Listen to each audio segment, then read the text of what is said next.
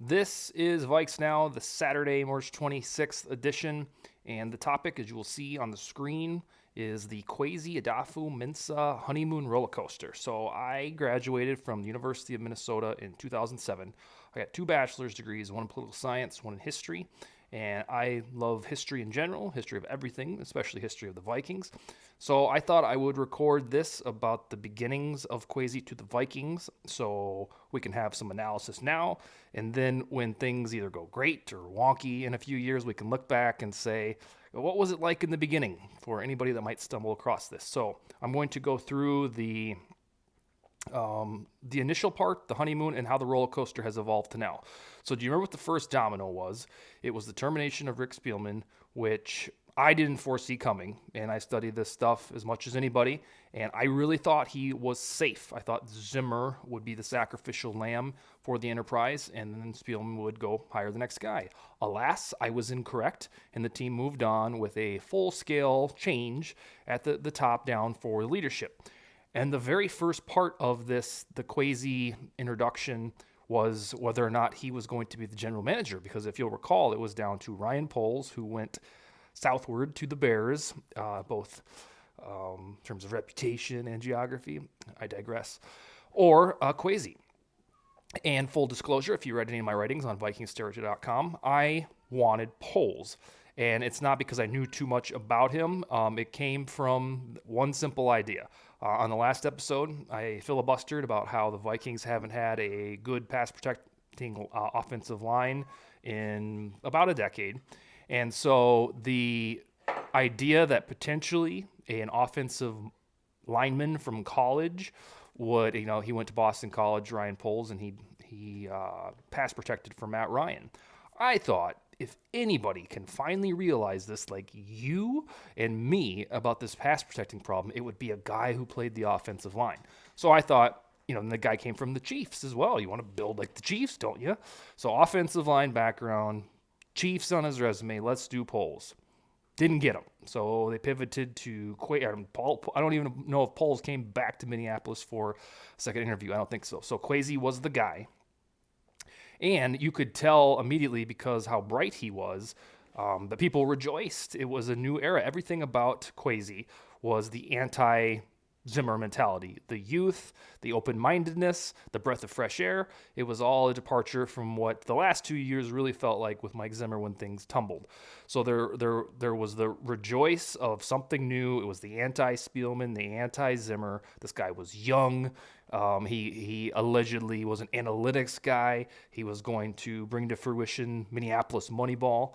And that was the first week. It was all very fresh, and we got the young guy. We're doing the young thing. Of course, he's going to go hire a young head coach. Ultimately, he did.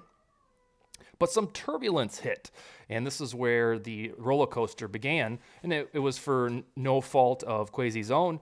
The Harbaugh mania started out of nowhere. We are hanging out, doing what we do, and all of a sudden, there is credible information that Jim Harbaugh might be interviewing with the Vikings, who was nestled in just fine with the Michigan Wolverines. Pretty decent there, doesn't win a lot of big games. But he did have a documented track record with San Francisco 49er of turning them around like that and making them relevant, and has one of the best head coach winning percentages in NFL history. So the Harbaugh talk heated up. Kwesi's right in the thick of it because he has ties to the 49ers. We're not going to rebuild. We're going to have Harbaugh, and we're going to go contend for this son of a bitch right away. And it felt like when Harbaugh waltzed onto the scene that it was a foregone conclusion that he would land the gig. He didn't. Something went haywire. Vikings didn't want him, or he didn't want the Vikings. So he turned his ass back and he went to Michigan. And when the breadcrumbs started to hit the ground and we hadn't hired a coach yet, it was like, oh, okay, so it must be O'Connell. And once it was announced that Harbaugh wouldn't be coming to the Vikings, it was like within a couple, I want to say minutes, about an hour, that they had honed in on Kevin O'Connell as the coach. And so we got to sit there and cheer for this dude in the Super Bowl because he was going to become the next head coach. And it made the Super Bowl a little more fun to watch. So the fan base made amends with Kwesi, because he went with Kevin O'Connell after this fervent clamoring for a young offensive mind. Vikings were finally going to get one because prior to that, they had an old defensive line. So you have the opposite of everything that we had that went southward in 2020 and 2021. And when I say southward, it went to mediocrity. From 2014 to 2019, the Vikings were the 7th best team per win percentage in all football. Then that dipped. I think it went down to 19th best in the last 2 seasons because they went 7-9 and then 8-9. It was sheer mediocrity. So that was a bump on the Kwesi roller coaster because we didn't know if he said no to Harbaugh or the ownership said no to Harbaugh. But after that, we got to hear more of the rationale behind the Kevin O'Connell hire because they wanted to turn in that offensive mind, that young direction, and they wanted to think in terms of analytics. And then we started to hear more stuff about how Kwesi viewed the world, the gridiron world. And that was everything. Every time he gets in front of a microphone, I kid you not, he uses the word value. It's apropos during free agency. The Vikings don't have a whole lot of cap money, so they have to make the decisions wise and pinch pennies, as we're all used to in these off-season situations. So watch for it. Next time he gets on a microphone, he's going to talk about value. And I think that is why they didn't make humongous splashes in the first wave of free agency. A, because they didn't have the money, and B, he talked about the winner's curse amid this roller coaster, that he's not going to spend just to spend. So that's why we got value guys and Jordan Hicks, who's at the heart of the Cardinals defense, and disgruntled because they have Zaven Collins and Simmons, blah, blah, blah. And then they went and got Harrison Phillips, who nobody was on anybody's free agent radar for the Vikings because they already had Michael Pierce. So I want you to pay attention to the word value. And, it's kind of how the San Francisco 49ers ran their organization and made it a quasi Super Bowl contender since John Lynch and Kyle Shanahan got there. All right, so things stabilized after Harbaugh mania. O'Connell was fresh and new. Every press conference that this team trots out since the end of Zimmer's film has been fabulous. And I remember when I watched Kevin O'Connell's, I'm sitting there thinking, am I watching this thing through Vikings goggles, or is this guy really this fantastic? And I think I met in the middle, that he really did nail that introductory press conference, and so did Kwesi.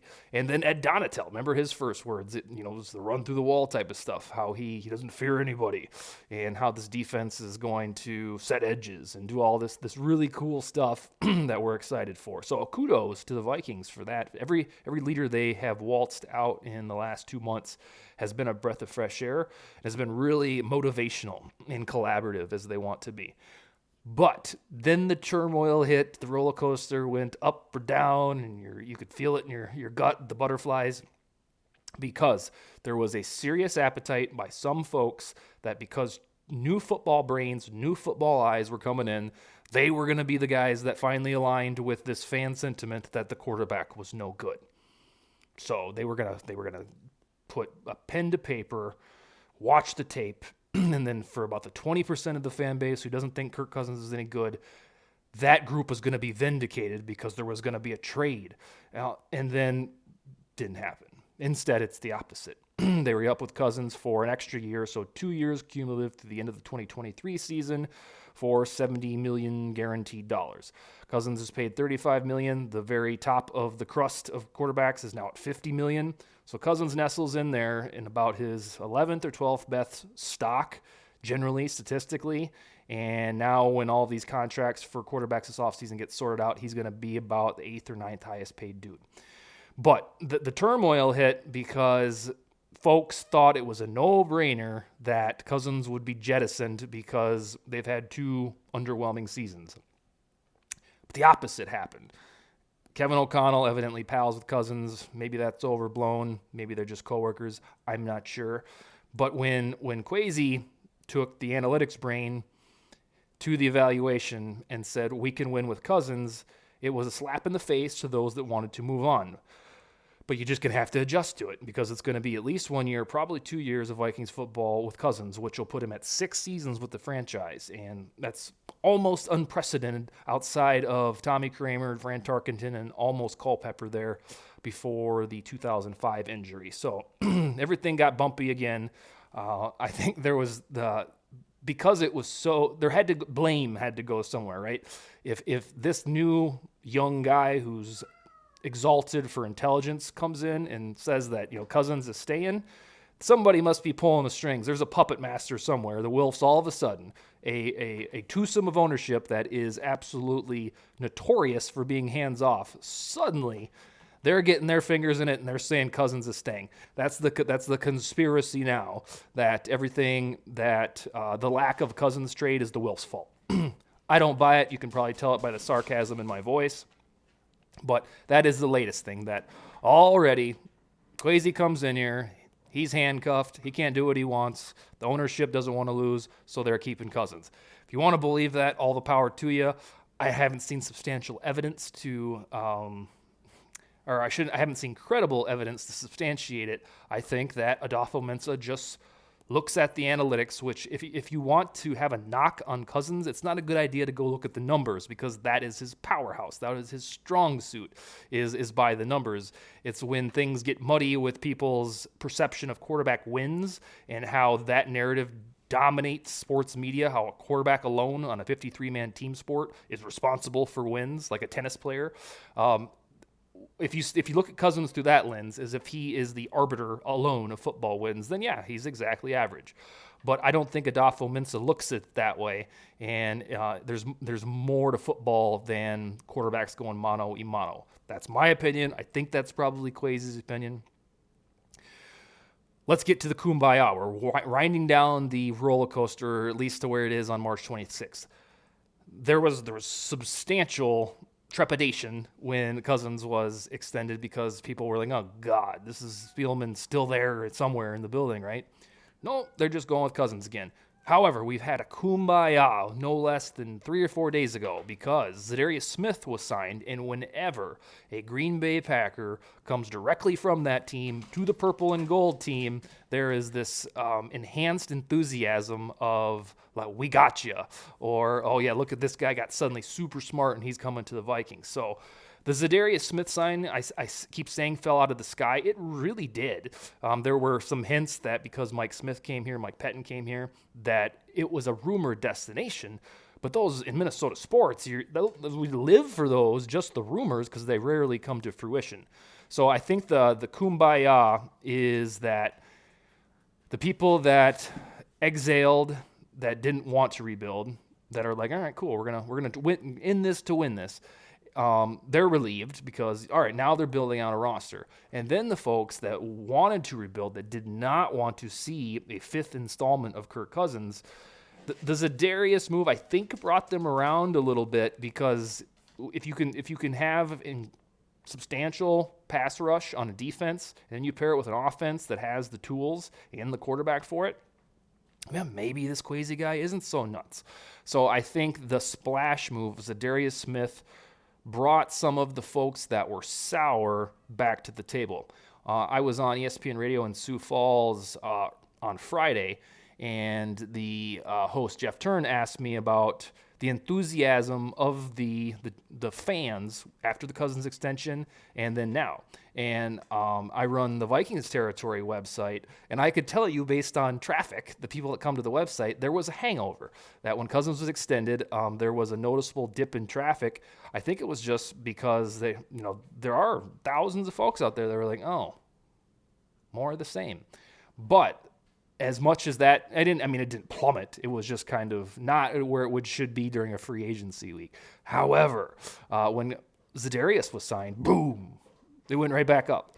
And it was like people got invested again. And I think that's what that move is supposed to do, especially a team-friendly deal. I challenge you to go on overthecap.com and look at that Zadarius deal, because if you are an enthusiast of team-friendly deals, that thing is glorious. So that is where we are at.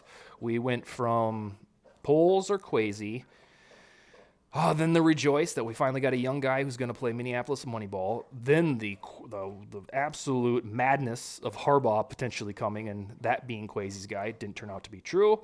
Then we had a come-to-Jesus moment with Kevin O'Connell. This guy's going to work. This guy knows how to win a Super Bowl. Hell, he did it with Stafford, who was a habitual loser in Detroit. And then, let's see, what's the next step? And then we hit the Cousins turmoil. How on earth could Kwesi re-up with this guy? And I think that the Zadarius Smith signing alone has brought folks back to say, okay, I can get behind this one. I wasn't on board with that Cousins one, but this Darius thing is super exciting because he's a turncoat from Green Bay, and we know how good he is. He's an all-pro when he's healthy. So I'll leave you with this, that the only thing that matters in this equation, the last stop on this roller coaster, is regular season wins. If the Vikings start 3-0, it's going to be fabulous because, Cousins finally is vindicated, got an offensive line that can keep him upright. O'Connell knows what he's doing. Kwesi built a great roster. But conversely, if they start 0-3, you're going to read articles from me and everybody in the Vikings community that talks about how they shouldn't have re-upped with Cousins. So the only thing that matters about how this roller coaster ends is the wins and losses. And they're doing it to themselves by renewing these all-in stakes that they have to win. If they do this bullshit where it's 8-9 or 9-8 and first round get destroyed in the playoffs, it's not going to be fun, and it's going to kick up the rebuild chatter all over again. All right, that's what I got for Saturday. As always, I would like constructive criticism in the comments, or you can email them to me. However you want to do that, tweet them at me. Because I am in the business of improving. I brought back this little scroll bar on the video stream, but I will improve steadily with your help, and we will talk to you on Sunday or Monday. Skol, baby.